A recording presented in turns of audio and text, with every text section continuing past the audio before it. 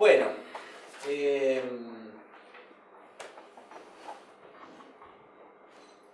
mirando, pero tendrías que mirar esto. Esto tendrías que mirar. Lo saqué para charlar contigo algunos temas. Pero en el caso tuyo, ¿sabes que se me ocurría que podría ser interesante hablar, que es algo que no conversamos con otros dramaturgos antes? En tu caso, tanto como en el mío, nosotros tenemos profesiones curriculares alternativas. Yo no sé si vos trabajaste en la profesión o en la bueno, Javier es psicólogo, ¿no? ¿Trabajaste como...? No, te recibí. Lo que pasa es que justamente hice una carrera alternativa porque tenía la sospecha de que no me iba a ir muy bien con esto. Y me fue lo suficientemente mal como para poder terminar la carrera, así que, pero por supuesto la terminé, la idea de Murphy, la terminé y me empezó a ir bien y pude haciendo, o sea, me encanta, igual fue el privilegio haber hecho una carrera. ¿Uva? Sí, el momento glorioso, primavera democrática, claro, los mejores profesores, Cuba. Ahora, ¿cómo el comentario era, porque yo tengo mi propia versión también, ¿no? de esta cuestión, que influyó, cómo jugó en tu trabajo como dramaturgo, más allá de que ya sabemos que ahora vamos a hablar de algunas obras tuyas en las que se reflejó este tema, ¿no? Sí, a mí no, yo creo que, sí, no, qué sé yo, no podría, no sé cómo sería mi versión sin haber hecho la facultad, pero yo lo recuerdo que yo empecé a estudiar actuación muy joven, ¿no es cierto?, a los 14 años, y me acuerdo que todo el mundo hablaba ay no, eso es inconsciente, ay, mira el fallido que tuvo, ¿qué anda esta gente? No entendía nada yo. A mí me gustaba la matemática, esas cosas, y entonces me vino muy bien estudiar porque suponía que había que saber de esas cosas. Y cuando terminé de estudiar me di cuenta que no hay que saber de esas cosas, hay que saber de teatro, no hay que saber de psicología. Y si uno quiere saber psicología, estudia psicología. Si uno quiere saber teatro, estudia teatro. Sin embargo, yo por ahí leí que, y creo alguna vez haberlo hablado, de que vos veías la relación terapeuta-paciente como con una teatralidad muy fuerte, digamos, ¿no? Sí, a mí me atraían, siempre me atrajeron, sobre todo, digamos, y eso aparece, digamos, en algunas de mis primeras obras, de distintas maneras, aparece en Criminal, sí. ¿no? En la relación entre los analistas y pacientes, aparece de otra manera en Marta Stutz, por otra razón que ahora voy a explicar, que es que a mí me parece que en la vida hay situaciones teatrales, es decir, me parece que cuando la situación analista-paciente para mí es una situación, digamos, teatral, es decir, ahí no está pasando nada, o sea, se está hablando de lo que pasa en otros lugares. Y además hay una, ¿no? es una relación muy reglada, ¿no? la del paciente con su analista, ¿no? O sea, el analista sabe todo de su paciente, el paciente no sabe nada de su analista. Existe una cantidad de reglas, ¿no? Y digamos, creo que el teatro, digamos, una escena, una ficción, está llena de reglas. También, por ejemplo, los juicios me parece también una situación teatral, ¿no es cierto?, en la vida, y por eso escribí Marta Stutz con la estructura de un juicio. Digamos, o los simulacros, ¿no? Es decir, justo ahora venía caminando y pensaba, digo, me dan ganas de escribir una obra sobre un simulacro, es decir, bueno, ¿no? Vamos a simular estas cosas, que se produce una situación de emergencia, esto no, esto no es un simulacro. Me interesó mucho, digamos, ahí en mis primeras obras, y no es que no me interese, pero no lo tengo tan presente como... Pues sabés que yo a veces lo veo, en la profesión de abogado, lo veo también, esta cosa de las conciliaciones, y bueno, obviamente que el teatro ha dado... El teatro mal actuado. El teatro mal actuado. el de las leyes. Sí, pero además, viste, en particular, la gente está muy acostumbrada al tema del juicio, digamos, ¿no? Pero ahora, digamos, en las últimas décadas, en el mundo y en Argentina todavía más cerca, apareció muy fuertemente el tema de la mediación y la conciliación, que tiene una teatralidad todavía más fuerte porque está todo como mucho más íntimo, no hay un lugar del estrado como había antes, claro, etcétera, etcétera, como se nos representaba. Y es muy fuerte este tema de la teatralidad de ese rito, digamos, porque de alguna manera un rito, ¿viste? Donde el conciliador o el mediador dice, bueno, yo soy una persona que estoy aquí de manera neutral y que voy, qué sé yo, y bla, bla, y hablar con uno, hablar con otro, bueno, tiene que ver con esto, digamos, ¿no? sí. Ahora que vos sabés que decías, venía en la calle pensando en escribir sobre un tema, pensaba en algo que acá hemos repetido en casi todos los encuentros que hemos tenido y que tiene que ver con los medios, con los lugares para escribir, ¿no? Y pensaba, ¿tomás apuntes? ¿Trabajás directo en la compu? ¿Qué haces?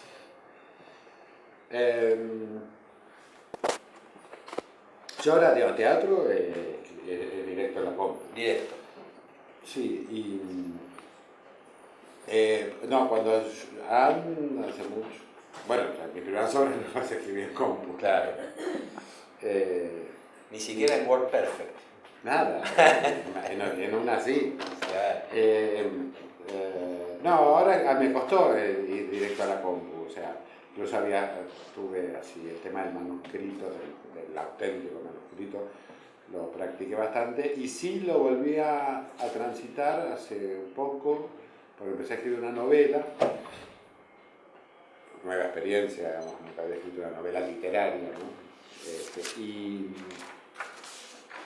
Y la empecé a escribir un poco, medio porque estaba un poco, por circunstancias, estaba trabajando en España y había estado con muchísimo trabajo y estaba un poco al borde del empacho con el teatro, ¿no? Y yo tenía miedo que me dejara de gustar el teatro y yo digo, si me deja de gustar el teatro estoy frito, pues es lo único que sé hacer. Y entonces dije, como fue como una forma de oxigenarme, dije, voy a cambiar y empecé a escribir una novela. Y como fue en el verano de vacaciones, me compré cuadernos y escribí toda la primera parte, en esa época la escribí toda a mano. Después la abandoné, este año la retomé y transcribí. No, porque el hecho de transcribir yo creo que es interesante.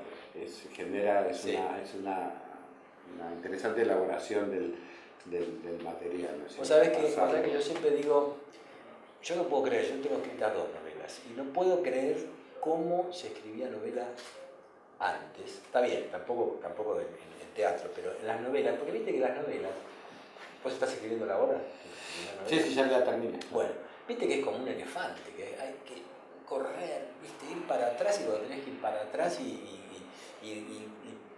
50 páginas para atrás y 78 para adelante, y como una cosa muy de una maniobrabilidad dura, digamos, ¿no? Sí, es raro. Sí, bueno, es mi primera experiencia con una novela, encima es larguísima, entonces no la puedo, o sea, no, es raro, es muy raro. Me encanta, estoy feliz, pero ahora la terminé y está ahí porque digo, aquí uno tiene una obra de teatro y se la das a 2 o 3 y es una obra de teatro. Ya tenés el circuito armado. No, además se lee en 2 horas. Esto claro. Es un mamotreto así que digo, o sea, me va a odiar. Encima en papel normal, porque no está impreso, digamos, es más de una resma, digamos. Ya te doy este ladrillo y te vaya a dañar la espalda. Entonces, me parece muy raro la experiencia de la novela, la verdad que. A ver, de la historia, no, digamos, en esto que vos decís, ¿no es cierto? Todo es, ¿no? 150 páginas para adelante, 200 para atrás. Sí. Pero bueno, para mí el teatro es tan la obligación de permanente síntesis, y esto lo vivo desde hace tantos años, que un poco escribir una novela es como el abuso de la extensión. Digo, ay, no tengo que hacer síntesis, no tiene que durar 1 hora y media. Digo. Entonces, eso lo disfruté muchísimo. Vos sabés que ahora que estamos hablando de letras y de palabras, voy a aprovechar 2 cosas. Primero, para hacer un brindis con vos, por un reencuentro que hace bastante tiempo que... La última vez que nos vimos con un vino de por medio. Vos, no hace mucho. No hace tanto. Un par de veces. Y la segunda cuestión es que hemos inaugurado un ritual, que es un primer regalito, que te voy a hacer, que para que sigas siendo fructífero como sos ahora. Una pluma. ¿Te parece? Muchas gracias. Muchas gracias. Al contrario. Bueno, ahora, volviendo a nuestros temas. ¿Cómo juega el tema que es otro tema que nos ha parecido interesante trabajar? ¿Cómo es el tema de tu convivencia de la dramaturgia con la dirección?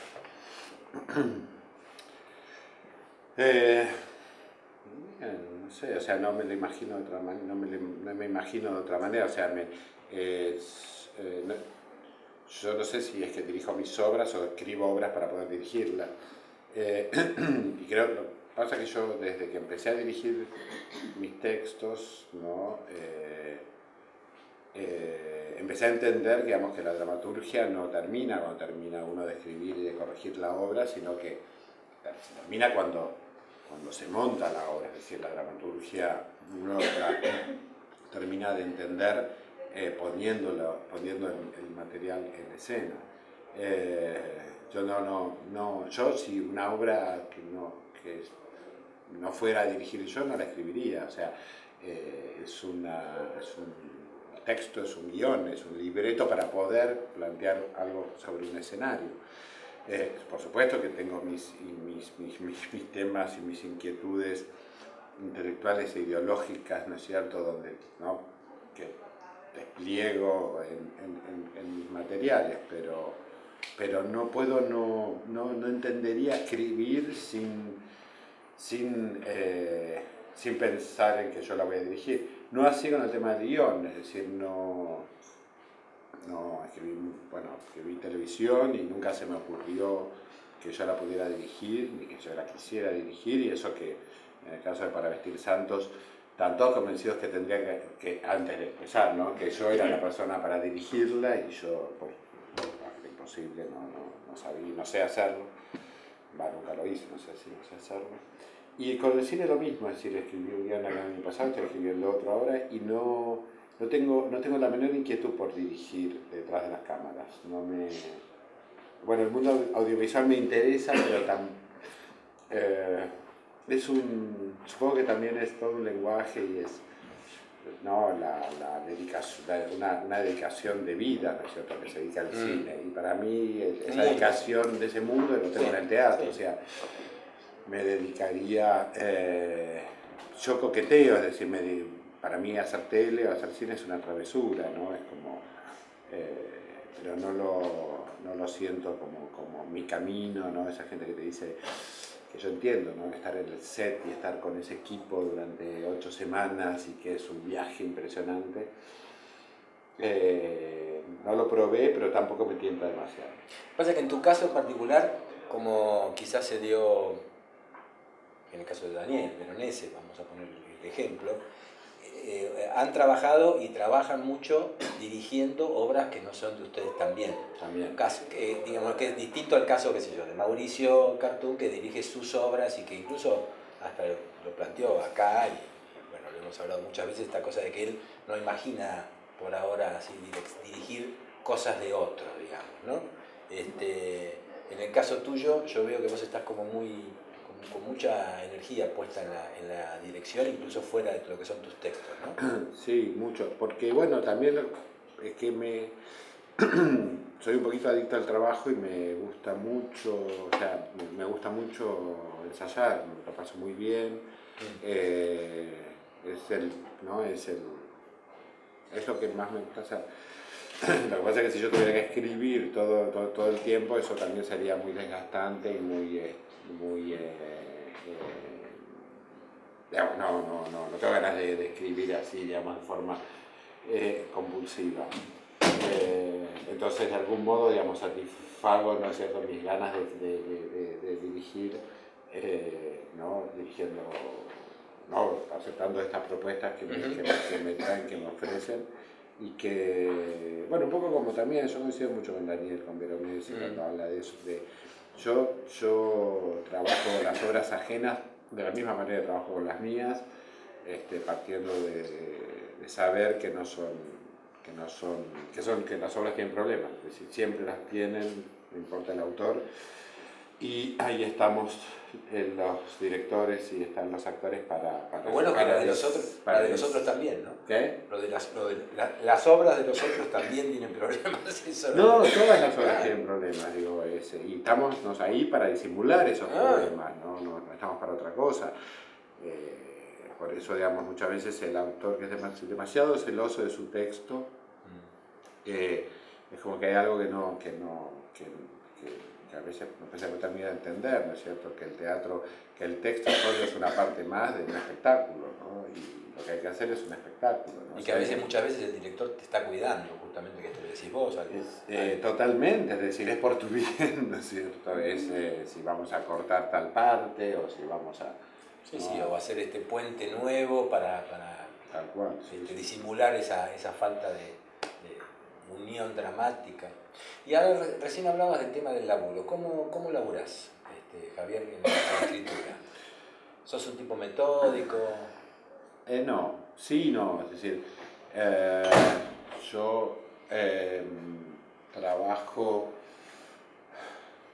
a ver, no tengo un horario,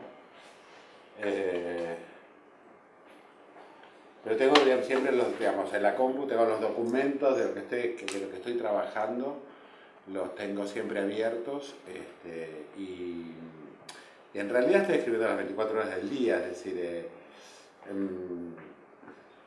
digamos, estoy en permanente contacto con eso.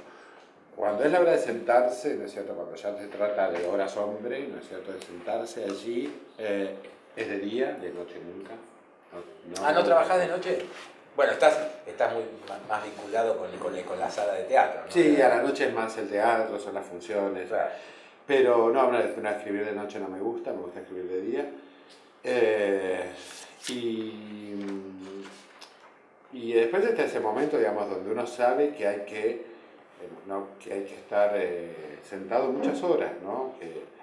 Y eso cuando ocurre es fantástico, cuando uno estuvo 6 horas frente con el teclado y no se dio cuenta, es decir, y te das cuenta porque de pronto decís, ay, me parece que tengo un poco de hambre, en realidad estás desfalleciendo,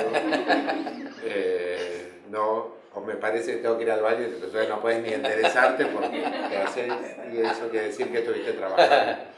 Pero esos son momentos, digamos, para que eso se produzca, no es como que hay que estar como todo el tiempo, ¿no? Rumiando y el motor está ronroneando, ¿no? Rodeando la cosa, y uno está permanentemente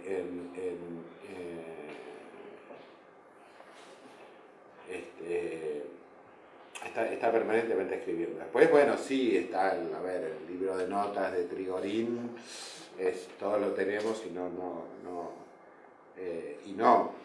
Pero bueno, siempre por suerte está ahora los celulares, que uno si tiene una cosita lo anota ahí y para no olvidárselo.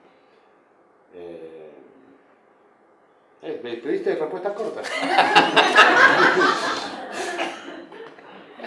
Me gusta que cada tanto me gusta hacer estas pausas porque generan la posibilidad de que porque viste que a veces siempre hablamos con los invitados y hablo de este tema de las respuestas cortas, y a veces lo que pasa es que más allá de cortas o largas, lo que sucede es que cuando uno se ve obligado a permanentemente interactuar, yo siento a veces que me traiciono en esa cosa de, bueno, hay que dejar también que haya un momento, una pausa, un lugarcito, digamos, ¿no? Como para... hablábamos recién del tema de tus obras y creo que si bien después tuviste un montón de obras hasta el día de hoy, que te dieron muchas satisfacciones, me gustaría que hablemos un poquito de Criminal, que fue, digamos, creo, no tu primera obra, pero sí la obra que quizás te dio más satisfacción. Sí, o sea, la considero mi primera obra porque es mi primera obra justamente. Vos habías estrenado algo antes, ¿no? No, en realidad, no, cosas se había hecho Óbito en un semi-montado de Cervantes. No, Criminales, o sea, no es la primera obra que escribí, pero... Es la primera que se entró en las primeras, claro. primera que se estrena de un modo que me dejó satisfecho. Es una obra que nada, me dio muchas satisfacciones, es una obra que me abrió muchísimas puertas, que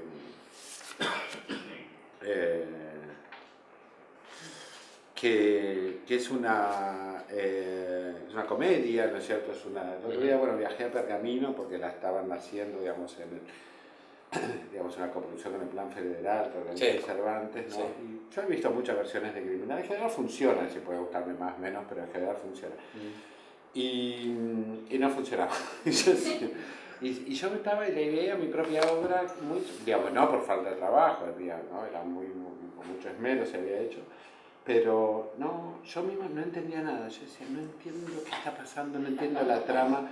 Y me di cuenta, dije, qué complicada que es esta obra, qué rara. ¿Qué? No, que es duro. Esto que estás contando vos es como una tortura. No sufro, no, yo no lo sufro mal. Decir, no, que sufra el que tiene que sufrir, no. Yo la escribí bien. Eso dice la crítica. Lo gracioso de Criminal es que es una obra que dura 50 minutos, es corto, tiene una duración, digamos, cuando se estrenó era una duración que no era la que... Ahora sí se ven obras en ese momento, estoy hablando del 87, en el 97 no existía, lo que duraban 50 minutos, era trasnoche, en el país, era todo inhabitual y por suerte funcionó. Pero lo gracioso es que, bueno, hoy se la considera como casi un clásico y mi obra fundamental y que obviamente tuvo algo que hubo alguna novedad implicó, pero la obra, digo, o sea, seguramente no la deben conocer, pero la obra es una pavada, muy divertida, muy ingeniosa, tiene una cosa de procedimiento y tiene de sorpresa, es un policial, o sea, se ve cosas, tiene que no eran habituales en los teatros en ese momento. Una cosa de thriller, ¿no? Sí, era una comedia, un thriller y un melodrama, todo mezclado, ¿no? Y la verdad que es... y nada, una obra que yo quiero mucho, que se ha hecho pero muchísimas veces en todo el país y en otros países. Pero bueno, nada, lo que pasa es que es una comedia, o sea, si no funciona la comedia, no funciona nada, porque ahí es cuando uno...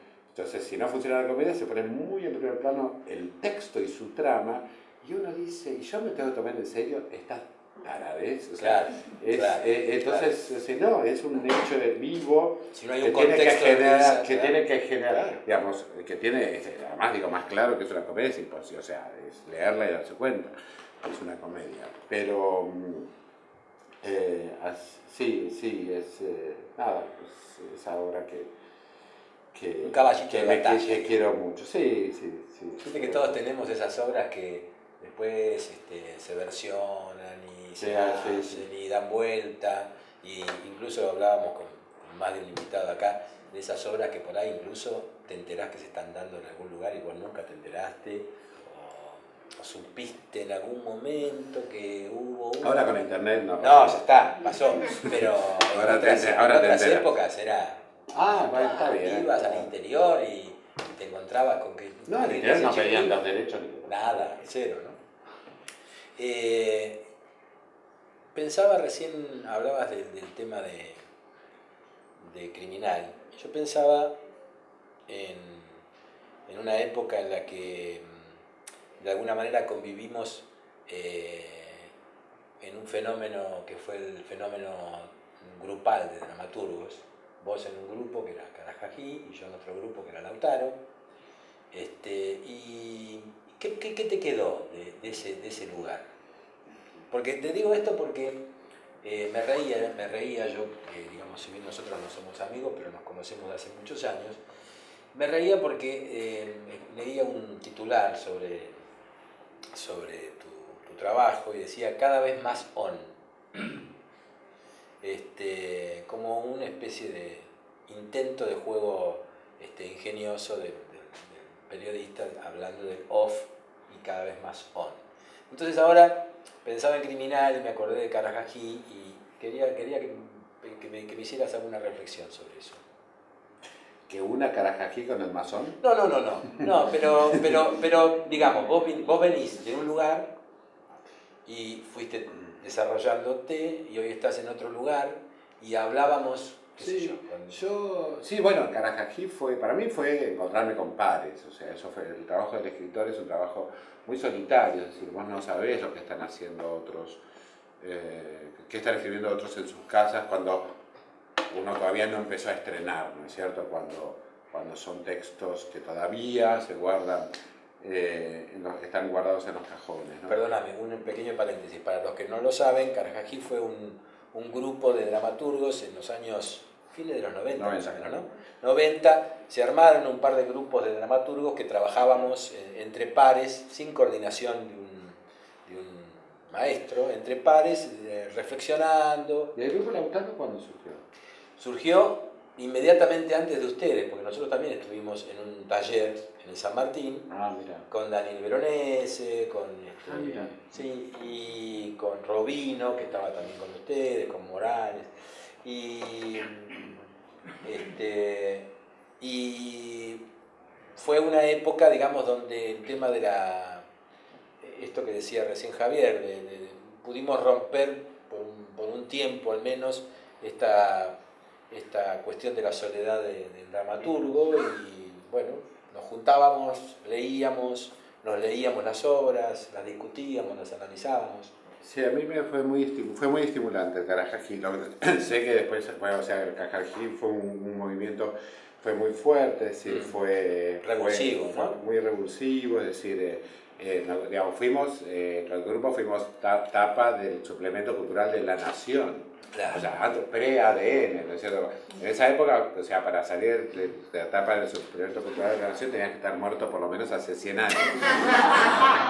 Y nosotros estuvimos, que una nota nos hizo Ernesto Yo, luego Ernesto Yo escribió un artículo muy largo que se publicó en La Maga, una publicación que no existe más, que eran 2 partes, y en la primera parte puso que en la narrativa no estaba pasando absolutamente nada, que lo único nuevo que estaba pasando era la dramaturgia, hablaba de nosotros. La Maga le prohibió publicar la segunda parte de la nota, porque los que bancaban la Maga eran todos narradores y suponía que eran los grandes renovadores del status quo. Fue muy interesante lo que pasó con el Carajají, y también es cierto que gente, digamos, para mí siempre yo hablé del Carajají como algo fantástico y que me estimuló tanto, y que yo estábamos Sprecher, D'Artagnan,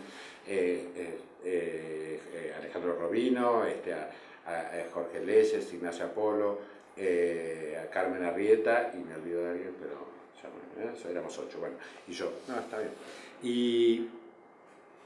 Pero después supe que no a todos les resultó tan grata la experiencia del Carajají, de ese grupo, ¿no es cierto? Parecía que, claro, que fue un sacudón muy grande y digamos, no a todos nos fue igual de bien después, ¿no? Con posterioridad.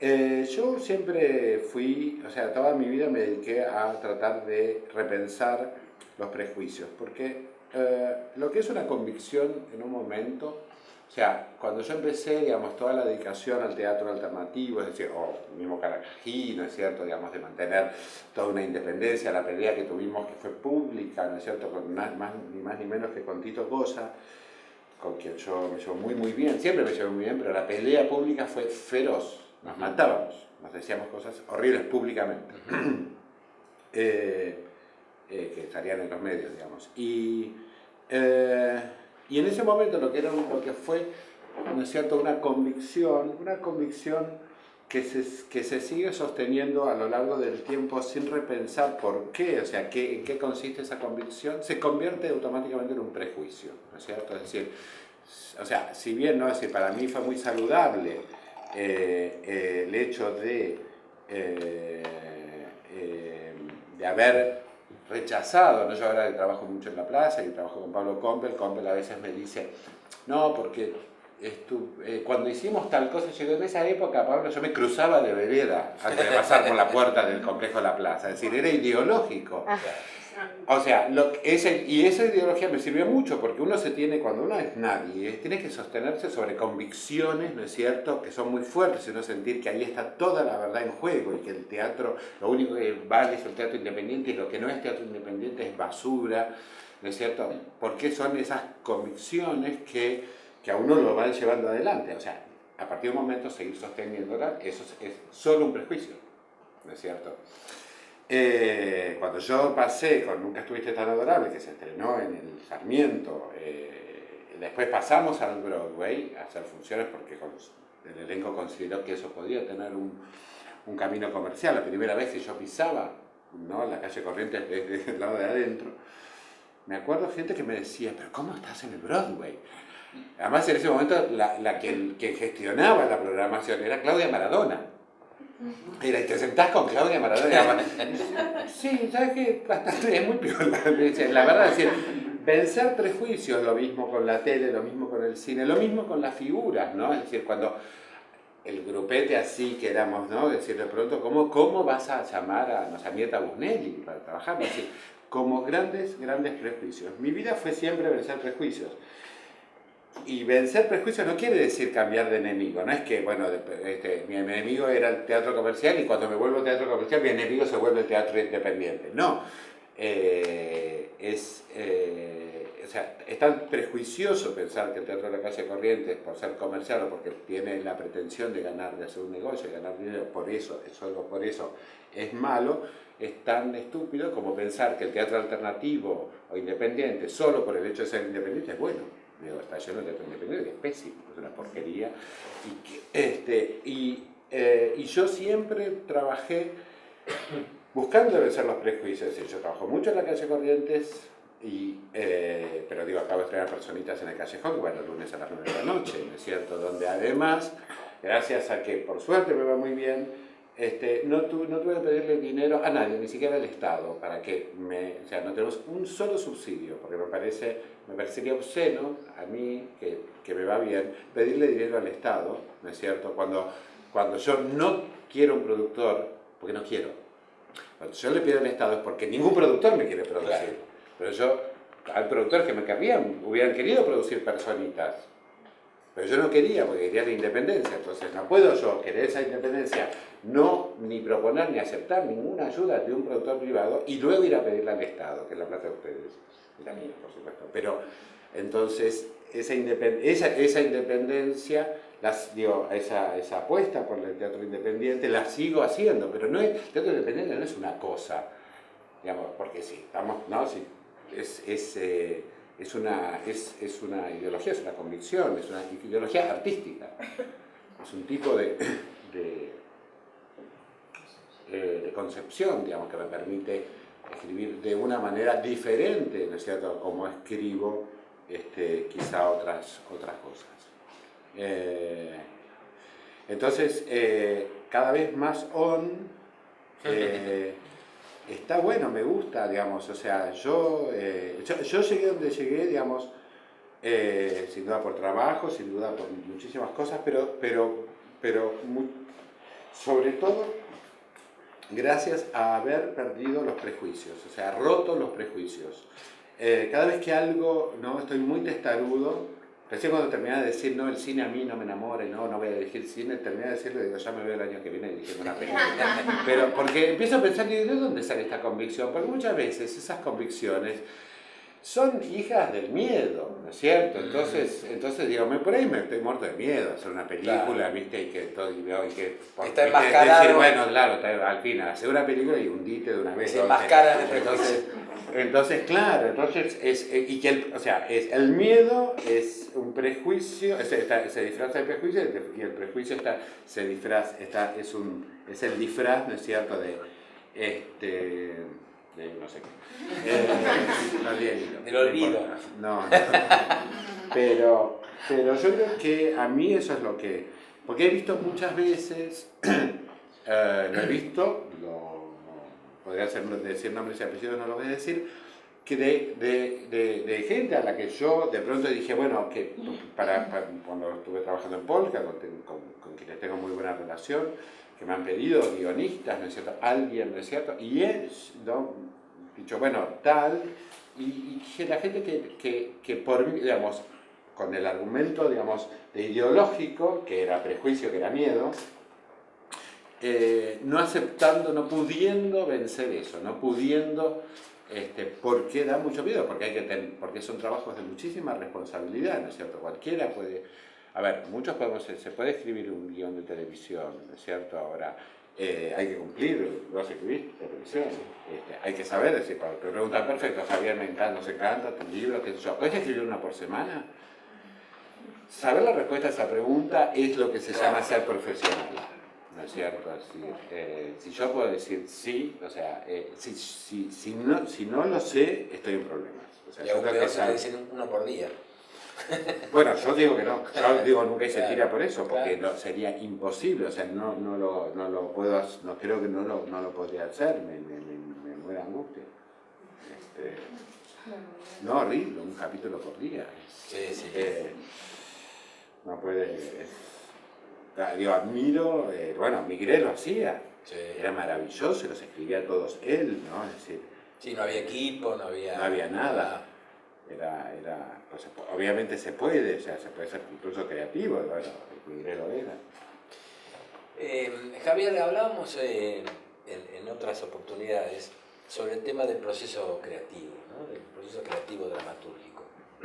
Y hablábamos de esta condición un poco de Frankenstein que tenemos, de tomar un poco de aquí, un poco de allá, un gesto de este lado, una escena de familiar o de alguien que vimos en la calle. ¿Cómo funciona en vos, si es que funciona? En realidad leía un reportaje a Faulkner que él decía, bueno, que novelista, mejor novelista para mí que ha habido, que él decía que, refiriéndose a la novela, ¿no? Que decía, bueno, que para escribir una novela, ¿no? había imaginación, memoria e investigación, ¿no? Las tres cosas. Yo creo que esto se aplica a todo, es decir, es eso, imaginación, memoria y investigación. Lo que tiene que ver con la... Digamos, yo creo que no, es decir, donde están pronto unidos la imaginación con la memoria, ¿no? Es allí donde para mí es donde en general yo parto, ¿no?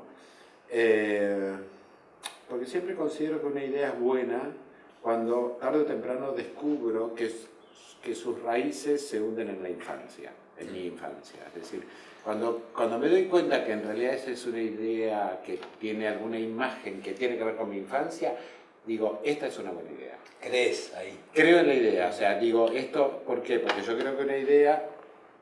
¿Qué es una idea? Idea es una... O sea, creo que eso que a todos se nos pueden ocurrir ideas, uy, con esto se podría hacer una película, uy, con esto se podría hacer una obra de teatro, ¿no? Ves una conversación en un almacén y dices, uy, esto podría ser... hay más almacenes. Eso te estaba por decir. En el chino. Y eso no son ideas, son ocurrencias. Una idea es una ocurrencia con desarrollo.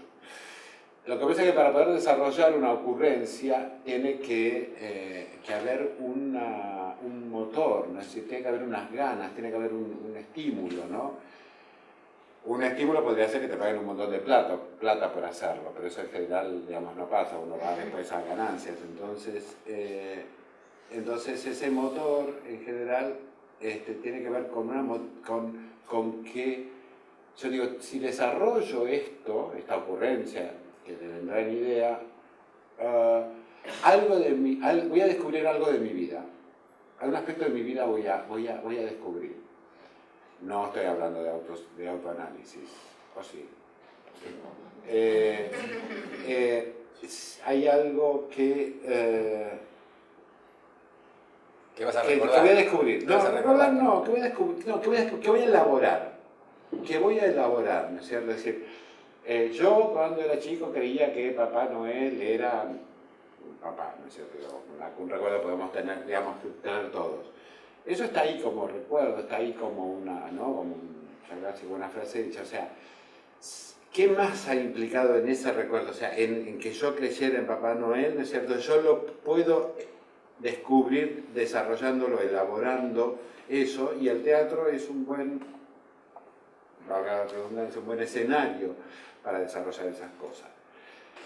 cuando, cuando prima la memoria en una obra, se vuelven más biográficas, ¿verdad? Es decir, más como, en mi caso, Nunca estuviste tan adorable. Una obra, digamos, que estrictamente sigue la historia de mi familia, ¿no? Como una apelación a la memoria. Cuando una obra es más testimonial, ¿no es cierto? Es cuando el autor apela más, digamos, a la documentación, a la investigación. El caso es Marta Stutz, un caso real de una chica desaparecida en el año 39 en Córdoba. Y cuando es la imaginación, ¿no es cierto?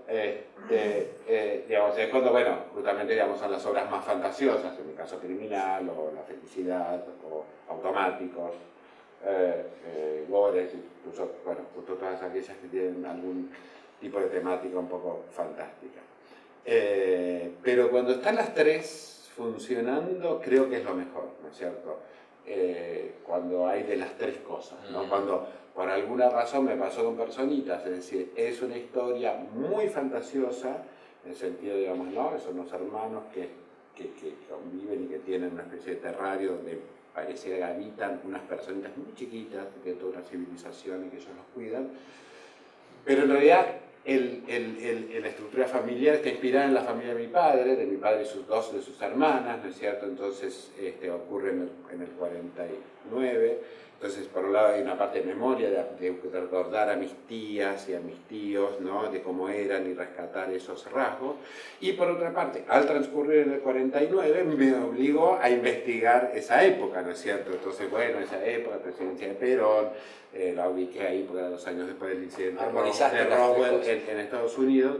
Y yo creo que cuando se dan esos tres aspectos, ¿no es cierto?, que son las únicas tres, no cosas que, como bien decía Faulkner, un escritor a las cuales un escritor puede apelar, me parece que se da una cosa muy, muy saludable porque genera, para mi gusto, rebotes en el interlocutor, que es el público, ¿no es cierto?, de todo tipo, ¿no es cierto?, porque el espectador también se coloca en una platea con estos tres elementos, o sea, es lo que sé, ¿no es cierto?, digamos, lo que recuerdo y lo que imagino, ¿no es cierto?, con esos tres elementos nos sentamos a ver una obra. Entonces, de pronto, para un chico ver una obra que transcurre en el año 49, todo es una novedad, es información que le llega, pero para alguien, ¿no es cierto?, que tiene ya muchos años más, es apelar a sus recuerdos, ¿no? Decir, yo me acuerdo que era así, no, así, mi tía se vestía así como el personaje de Andrea Garrote. Porque en definitiva, digamos, bueno, creo que es a eso, o sea, para permitir que vivamos en el teatro un momento de ilusión y un momento de bella fantasía, tiene que anclar en 2 o 3 lugares. Está este famoso término muy difícil con el cual es difícil de dialogar porque es medio odioso, que es la identificación, ¿no es cierto? ¿No? Porque es casi uno de los autores, a veces, ¿no?, en el medio intelectual hay como una burla, ¿no?, frente a ese comentario, ay, cómo me identifiqué con el personaje, ¿no? Pareciera como un lugar común, pero en realidad es a través de lo único, digamos, que un espectador se puede. Pero lo loco con el teatro es que como estoy hablando rápido y respuestas largas, no me importa. En el teatro el problema, digamos, es que no hay punto de vista, es decir, en el cine sí, entonces siempre nos identificamos con el protagonista. Entonces en el teatro es mucho más complicado porque no hay punto de vista, entonces solo es como que nos podemos identificar con aspectos de la historia, ¿no? Entonces estos elementos que acabo de mencionar, digamos, ¿no?, que tiene que ver ahora sí la información y la memoria, ¿no es cierto?, es con las que me permito yo como espectador volar en la fantasía y la imaginación que me está proponiendo el autor. Pero mi identificación va a tener que ver con esos elementos que es la memoria y la información. Distinto pasa cuando vemos cine o cuando vemos tele, que ahí sí hay punto de vista. Pero bueno, esto es largo de desarrollar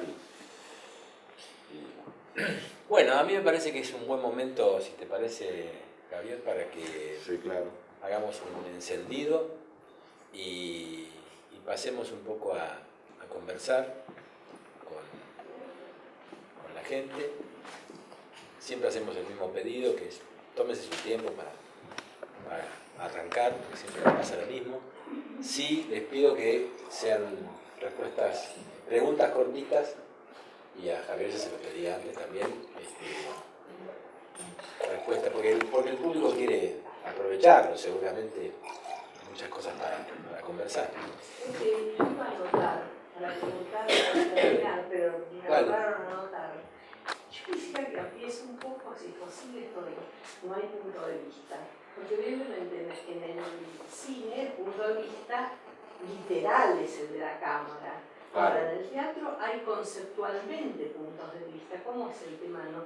Que no hay un solo punto de vista, que no hay... ¿Qué quiere decir que no hay? No, un poco es esto, o sea, es complejo y por supuesto además las generalizaciones nunca sirven y habría que ver ejemplo por ejemplo, ¿no?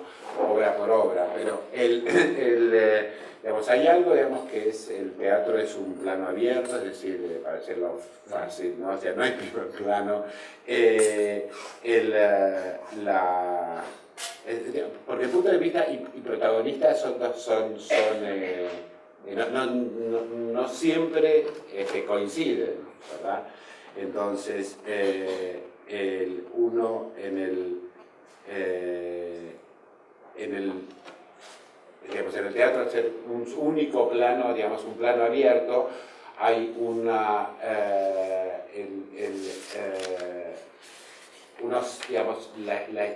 como uno va siguiendo esa historia. A ver, por ejemplo, una obra mía, Estás ahí, que por ahí algunos la han visto. Son dos personajes, son los dos absolutamente, digamos, protagónicos. En teatro uno no puede decir que la obra es el punto de vista de él, ¿verdad? En cine solo el punto de vista es el de él, porque es el que está vivo y ella está muerta. Es decir, no, es un efecto, digamos, que produce, digamos, el audiovisual. Y si en el cine, digamos, no se toma en cuenta dónde está el punto de vista, la película, es muy difícil que funcione. En teatro se puede llegar a producir el punto de vista, pero es algo de lo cual no nos ocupamos nunca. No nos tenemos que ocupar del punto de vista del teatro, por más que a veces se produzca. Es de un narrador omnisciente, algo así, para tener uno solo. Es que el punto de vista en el teatro es el espectador. El punto de vista es el espectador. ¿Tenemos más preguntas? Por aquí. Una pregunta, Javier. Usted está dirigiendo a Grandinetti en este momento, ¿no? Sí. ¿Qué pasa entonces con un unipersonal? Donde hay un solo personaje en escena. Usted se refería a Estás ahí antes, por eso le hago la pregunta. Referido también al tema del punto de vista. Sí, no, yo la verdad es que esto que decía recién, el teatro uno no se ocupa de ese. Y ahora lo estoy haciendo con Darío. Es lo de Darío. Claro. No, pero digo, antes habías hecho... No había hecho. Bueno, también alguna vez dije odio los monólogos, nunca voy a hacer ninguno. Y acá estoy. Pero no, y justamente, digamos, él no es Novecento, o sea, él es el que cuenta la historia de Novecento, digamos, está de algún modo tercerizado. Es el trompetista, ¿no? Es un personaje que no tiene la más mínima importancia. De hecho, cuando empezamos a ensayar, le digo, Darío, pero vos te preguntaste, o sea, espera, todas las cosas como es Novecento, vos te preguntaste cómo es el trompetista, que es el único personaje que vamos a ver sobre el escenario. Me dice, no, ni idea. Claro, o sea, eso está de algún modo corrido ahí en la obra. Sí, perdón. Ya, ahí vamos ahora después, ¿sí? Sí. Javier, ¿cuál es el criterio que utilizás para aceptar una obra para dirigirla?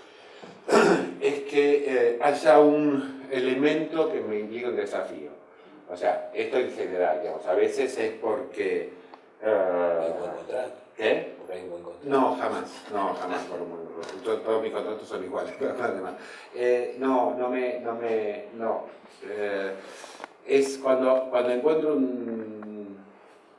cuando en la obra veo algo que me ofrece un desafío. Cuando hay algo en la obra, que obviamente me puede atraer por X razón, y que yo digo, esto está bueno, pero no tengo la más mínima idea de cómo lo voy a hacer, ahí me gusta. Es decir, a veces que hay cosas, obras que vos decís, no tengo la idea de cómo la voy a hacer por lo mala que es, pero no, en el caso de obras que creo que más o menos están bien, es cuando me plantean un desafío, cuando me ofreció Lluvia Constante, me apasioné la historia y yo dije, no sé cómo se hace, realmente no sé cómo se hace, y fue así la respuesta que le di a Pablo Comper, le digo, y por eso la voy a hacer, porque me muero de ganas de saber cómo se hace, y lo quiero descubrir yo.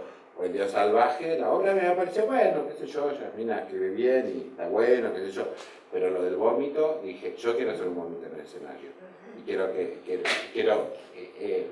parece una idiotez, pero el teatro para mí es un juego y es algo que me invite a jugar. Obviamente que esté Halcón en un elenco es una razón hermosa para hacer un proyecto. En el caso ese fue una obra que yo encontré para ofrecerle a Alfredo. Pero bueno, podría dar el ejemplo de cada caso de por qué acepté. Hay mucho conflicto entre el que escribió la obra y tu puesta en escena hasta que logran esa armonía, ¿no?, que vos buscás seguramente. Los autores de estos de las obras extranjeras que yo hago, no, ni idea de lo que yo hago. Eso es lo bueno. Los elegís especialmente que sean extranjeros. Vamos a ir. Solo vino. El de filosofía de vida vino a verlo, y María Goza de Baraca vino. Bueno, dos preguntas muy cortitas. Una, yo celebro esto que vos has dicho del tema de los prejuicios, porque una de las cosas que a mí más me atraen de tu teatro es eso. Y claramente al escucharte lo veo muy relacionado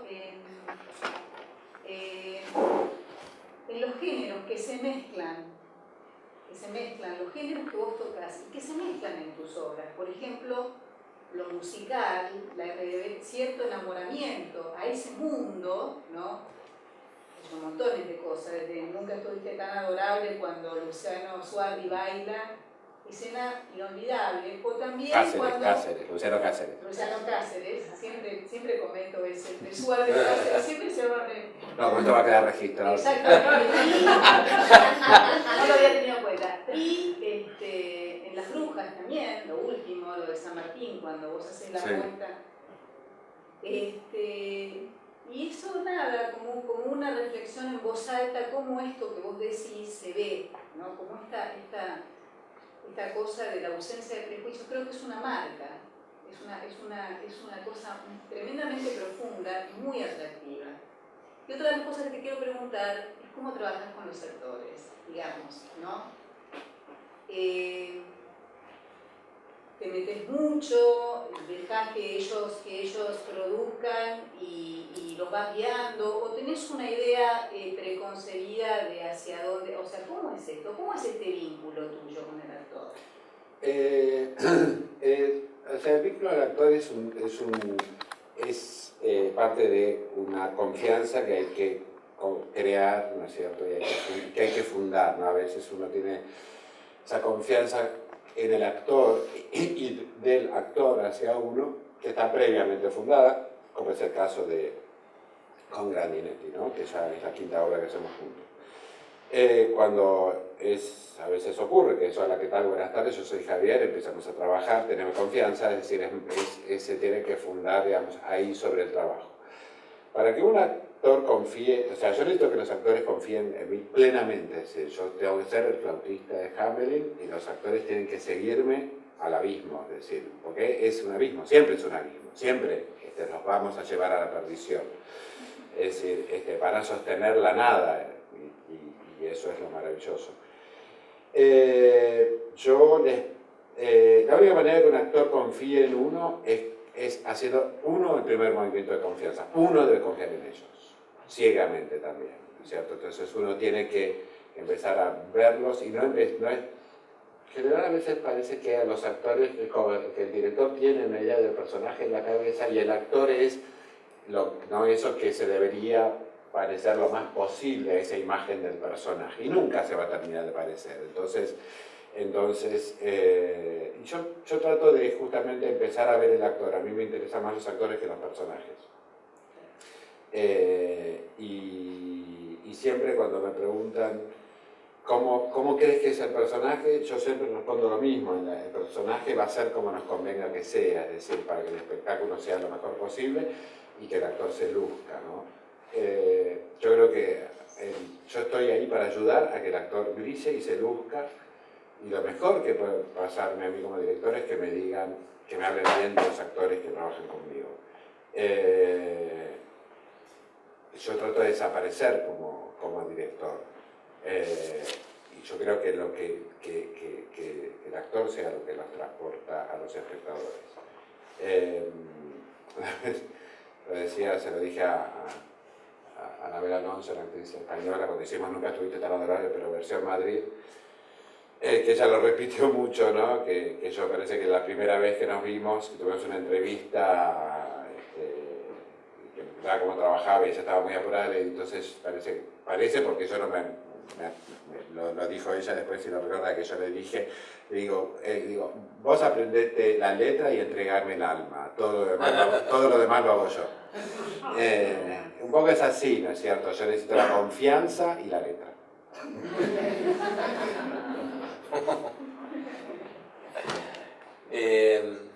Sí. Nadie levantó la mano. No, por eso. Nosotros mientras tomamos vinito, hacemos un poco de... Yo me quedé con una pregunta mientras tanto. Hablando del tema de tus personajes, porque en tu caso se da una circunstancia muy particular, que es que evidentemente el tema de la dirección atrae tan fuertemente como el de la dramaturgia, pero volviendo al tema de los personajes, ¿qué te pasa con tus personajes, con las criaturas que vas pariendo, ¿no? Recién, por ejemplo, hablabas del tema de Personitas, que la voy a ir a ver ahora. ¿Qué te pasa con esos personajes? ¿Cómo es más allá de la identificación del público con esos personajes? ¿Qué pasa con vos y ellos? Mira, yo obviamente un personaje es algo, o sea, es toda una... pero son herramientas para un dramaturgo. Para mí son herramientas, digamos, incluso en el caso más concreto de haber hecho Nunca estuviste tan adorable, con personajes que mi abuela, mi mamá, mis tíos y mi abuelo. Pero yo un poco...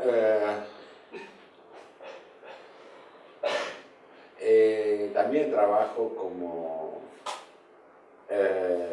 no, como un poco les contaba que le decía a los actores que, bueno, voy a estar personas, van a ser como me convenga que sea, ¿no es cierto? O sea, no soy muy fiel a cómo son los personajes, incluso con los actores, cuando ensayan y hacen los personajes míos o ajenos, o de otros autores, me preocupo muy poco por el personaje. El personaje es un problema del espectador, no es un problema para mí, ni del autor, ni del director, ni del actor. Es un problema del espectador. Es decir, un personaje, uno dice personaje, la palabra se parece tanto a persona.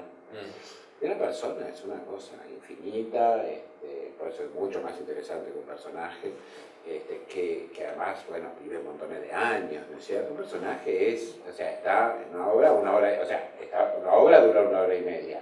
Y el mejor de los casos, si es un gran protagónico, está esa 1 hora y media, pero hay otros que son 15 minutos, 20. La fugacidad es su naturaleza. 20 minutos, o sea, ¿qué persona cabe en 20 minutos? Ninguna. Es un pedacito, son pedacitos, ¿no es cierto? Lo loco es que gracias a la dramaturgia hay una cantidad de elementos, ¿no?, que combinan cosas, que el vestuario, que la luz, que el corte, que el elipsis, que una cantidad de conceptos que tenemos. Hablando del tema. Tiene la ilusión, ¿no es cierto?, de que vio un personaje, que vio una persona, ¿no es cierto? Pero es un tema del espectador. Suponer que eso fue el trabajo del actor o del autor es un disparate. O sea, uno escribió unas cosas que sirvieron, ¿no es cierto?, para contar una historia. Y locamente el espectador vio una persona, ¿no es cierto? Pobre tipo, qué vida que tuvieron, 20 minutos, ¿no es cierto? Es crear la ilusión, o sea, de un personaje, que es tocar teclas y tirarle las piolas, ¿no es cierto?, para crear la ilusión de que ahí había una persona, pero no hay tal cosa. O sea, ni Hamlet, o sea, todo el mundo se va, digo, o sea, qué complejo que es Hamlet, no se lo entiende, no se lo entiende porque está mal, o sea, las mejores obras de la literatura, o sea, universal, porque uno le está pidiendo al papel algo que no va a dar nunca. Es una obra, ¿no es cierto? Es una gran complejidad y genera la ilusión de ser una persona. En general, a mí cuando viene un actor, ahora tengo esta respuesta y digo, va a ser como nos conviene que sea, que suena como re bien la respuesta, pero en realidad cuando me preguntan es que me aterra porque no sé qué decir cómo es el personaje. Digo, no tengo la menor idea, ni los que escribí yo. Y después cuando creo tener una idea, después cuando se estrena el público me caga la vida porque me hace ver que en realidad era distinto. El otro día ponen en Personitas, salió en La Nación, escrito así, María Nieto compone una solterona bárbara, y le digo, María era una solterona. Tiene razón, jamás se digo, si lo hubiera sabido te lo decía, te juro. Pero, haberlo sabido antes. Hubiéramos empezado por ahí. Ni idea. Y estaba bien lo que dijo la periodista, pero no tengo esa capacidad de... Tenés que invitarlos antes a los ensayos. No tengo ese don, no lo tengo. O sea, no me puedo dejar engañar, son palabras en un papel, no son nada. Y el actor da eso, les da... Pasa que cuando el actor quiere entender al personaje, se manda ¿no? Como la gran...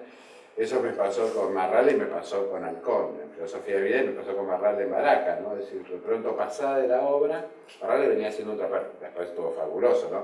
Venía haciendo un trabajo fantástico y venía muy estresado porque estaba haciendo Vidas Robadas en la tele. Y grababa 14 horas en Martínez, lo cual no es una forma de decir, era 14 horas en Martínez, y venía el ensayo, pobrecito, descerebrado y sin letra.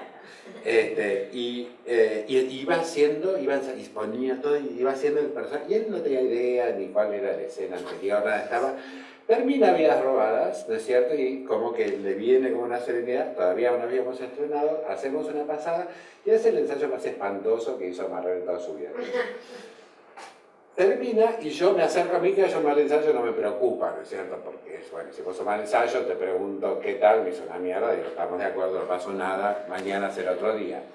Pero cuando de pronto voy y le digo, ¿qué tal, Jorge? ¿Qué tal? Y dice, maravilloso, el mejor ensayo. Ahí estamos fritos. Y entonces sí le digo, así que te sentiste bien. Increíble. Y bueno, y será que, a ver, hoy entendiste el personaje, ¿no? Tal cual, genial. Hoy entendí el personaje. No se nota porque no haces igual de la primera escena a la última. Es decir, el problema de entender al personaje es que el personaje es una cosa, es un comportamiento. Un personaje incluso una persona, es algo que es montones de cosas que son, o sea, siempre digo lo mismo, pero bueno, no es mucho el público que se me repite acá. Pero digo, yo soy acá, ¿no es cierto? Hago chistes, soy simpático, me encanta hacerme reír, qué sé yo. Entonces digo, ese es el personaje Javier, ¿no es cierto? Entonces yo ahora entendí mi personaje Javier y ahora salgo, ¿no es cierto? Y paro un taxi y al taxista le hago chistes, le hago bromas, y después llego a mi casa y juego con mi gato, porque entendí que mi personaje es como un poco divertido, un poco alegre. No soy así yo. En los taxis soy la persona más antipática del mundo. O sea, en los taxis soy Hitler, digamos, o sea, no quiero que me abra la boca. Es decir, y después soy de otra manera, digamos, uno es muchas cosas. Y alguien que, es decir, porque nosotros estamos siempre desesperados por saber cómo somos, cómo me ves. ¿No es cierto? ¿Cómo me veo? ¿Cómo te caí la primera vez que me viste? ¿Vieron que estamos todo el tiempo? Y entonces, ¿viste? Te decir, no, me caíste como el culo, no, es que soy muy tímido. O sea, estamos todo el tiempo tironeados entre quién creemos que somos y qué se ve, ¿no es cierto? Y esto al actor también le pasa, ¿no es cierto? Entonces el actor que se olvida de eso, que se olvida de qué es lo que se ve y empieza a trabajar cada situación como debe trabajarle después, es el espectador que une, ¿no es cierto? Que une, ¿no? Y ve un personaje. Pero esto es lo mismo en la vida, ¿no es cierto? Entonces, cuando si ustedes, ¿no es cierto?, juntan a 4 personas que los conozcan a ustedes como personas, ¿no es cierto?, las meten en un lugar a que hablen de cómo son ustedes, le ponen una cámara y después oyen todo eso, ¿no es cierto?, suponiendo que los quieran, que no digan cosas espantosas, es muy difícil que se reconozcan. Estamos todo el tiempo buscando reconocernos en una mirada externa.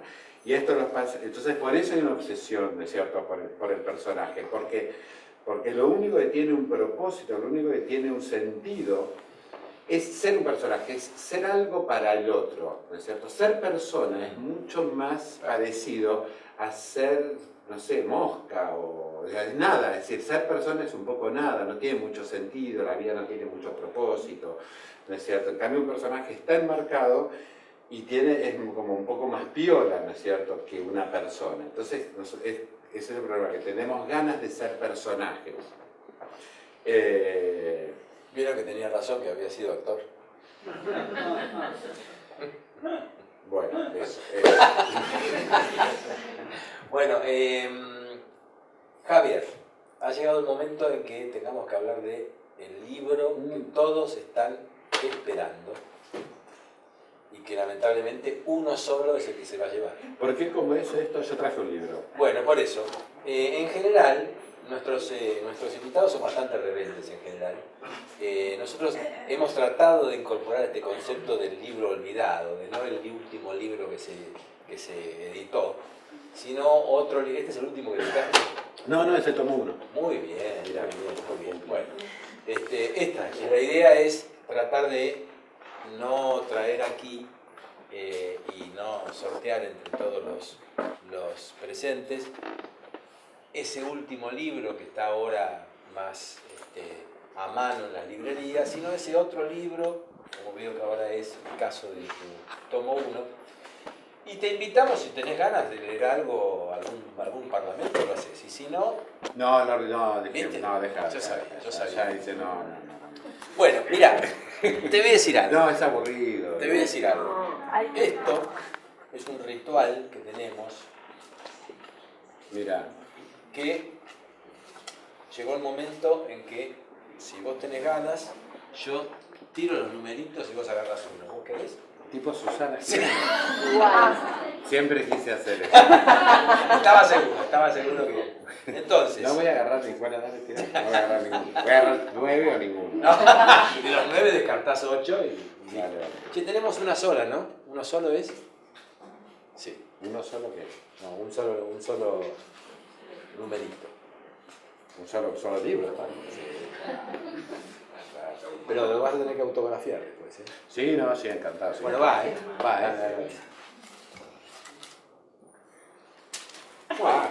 No, agarré 2. Bueno, Tira uno. tiro uno. Muy bien. Ahí está. ¿Qué número tenemos? 14. 14. Mira, Muy bien. qué bien. ¿Cómo es tu nombre? Laura. Laura. Bueno, Laura, Por uno. ahora te lo das si querés simbólicamente. Dale. Ahí, dame que te la A ver, el número.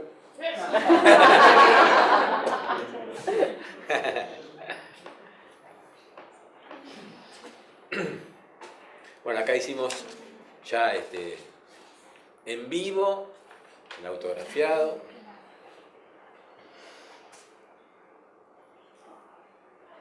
¿Qué obras tiene para los no afortunados? Este es el primer tomo. Criminal, Martha Stutz, Casino, Faros de color y Geometría. Mira.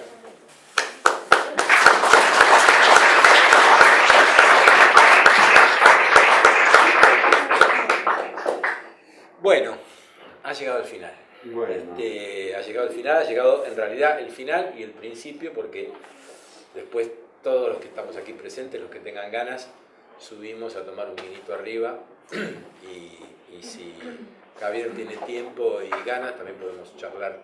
Alguno de ustedes puede hacer alguna última pregunta o reflexión.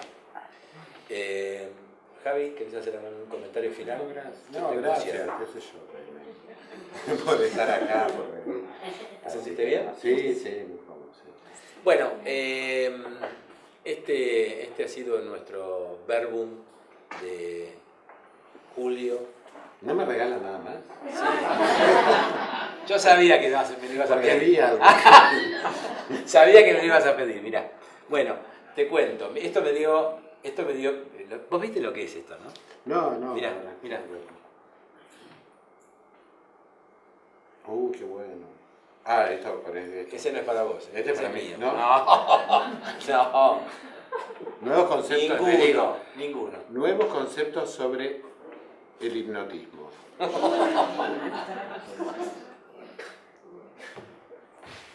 Gracias. Art, no. Bueno, llegó el momento entonces de los regalitos. Bueno. Vos sabés que a nosotros nos apoya parte de la Biblioteca Nacional, el Museo del Libro de la Lengua, que hoy conociste, por lo que veo. Sí, no. Bueno, siempre decimos que esto sería imposible sin ese apoyo, el apoyo de María Pía López, que dirige el museo, el apoyo de Librería Mendel, que te va a obsequiar esta hermosa orden de compra para que vayas y te elijas un librito lindo. Muchas gracias. Está ahí en Palermo. Tenemos a la CLAC que nos ayuda y nos invita con exquisitos manjares. Y tenemos también, en este caso también para vos, un hermosísimo cuaderno artesanal. No sé si los conocés, a la gente de Araca Cuadernos. Ah, sí. Bueno, son una preciosidad, la verdad. Tienen así una cosa que para los que escribimos, a pesar de que vos no haces notas previas, pero siempre, sobre todo No, pero siempre para los ensayos, cuaderno. ¿no? Pero esto, viste, no querés ni usarlo.